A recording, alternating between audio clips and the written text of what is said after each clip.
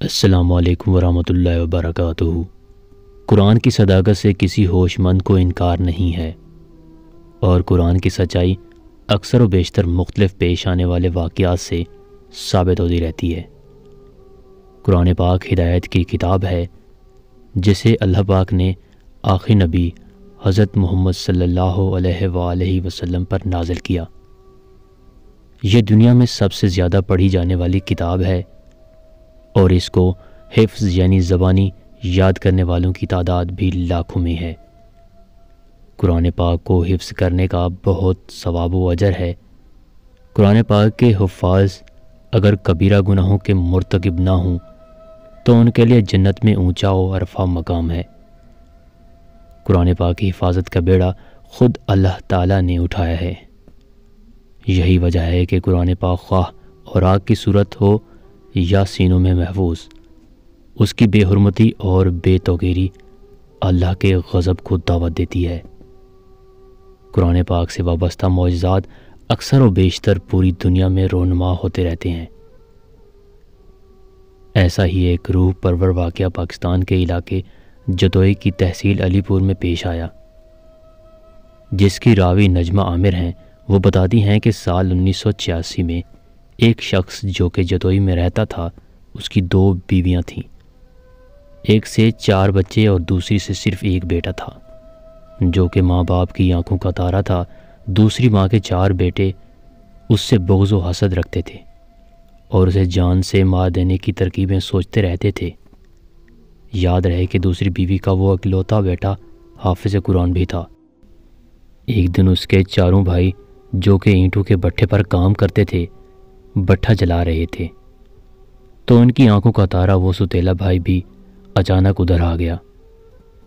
بھائی کو اکیلے دیکھ کر 4 کی نیتوں میں فتور آ گیا، کیونکہ اس وقت وہاں ان 5 بھائیوں کے علاوہ اور کوئی نہیں تھا۔ انہوں نے یہ موقع غنیمت جانتے ہوئے چھوٹے حافظ قرآن بھائی کو پکڑ کر جلتے ہوئے بٹھے میں دھکا دے دیا اور اوپر سے بٹھے کا منہ بند کر کے بھائی کو جلتی ہوئی آگ میں چھوڑ کر گھر آ گئے۔ رمضان کا مہینہ تھا۔ جب افطاری کا وقت آیا تو ماں نے اپنے بیٹے کا پوچھا تو بھائیوں نے لا علمی کا اظہار کیا۔ تراویح کا وقت آ گیا مگر حافظ صاحب گھر نہ پہنچے تو ماں باپ کو کچھ شک گزرنے لگا، کیونکہ اس سے پہلے وہ بغیر بتائے اتنی رات تک گھر سے باہر نہیں رہا تھا۔ ماں کو اس کے قتل کا شبہ ہونے لگا۔ آخر کار باپ نے پولیس کو اطلاع کی۔ پولیس آ گئی اور پولیس والے شواہد اکٹھے کرتے کرتے بٹھے پر جا پہنچے۔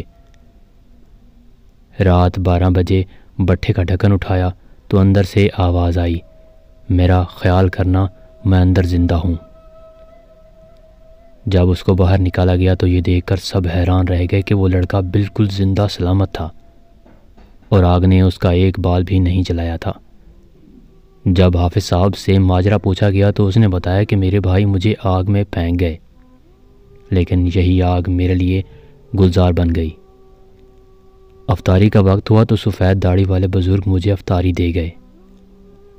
میں نے مغرب کی نماز ادا کی تو یوں لگ رہا تھا کہ بہت سارے مقتدی میرے پیچھے نماز ادا کر رہے ہوں۔ یہی حال عشاء کی نماز اور تراویح میں ہوا، اور اب میں آپ کے سامنے زندہ سلامت ہوں۔ انچارج پولیس نے 4 بھائیوں کو گرفتار کر لیا تو حافظ صاحب نے درخواست کی کہ میں اپنے بھائیوں کو معاف کرتا ہوں، لیکن پولیس نے ان کو گرفتار کر لیا۔ یہ وہ برکت اور معجزہ تھا جو قرآن سے حاصل ہوا۔ کتاب اللہ کو اخلاص سے یاد کرنے پر بھڑکتی ہوئی آگ بھی گل و گلزار ہو گئی۔ اللہ کریم ہر حافظ قرآن کو اور ہر ایک مسلمان کو قرآن پاک کی سچی برکات نصیب فرمائے، آمین۔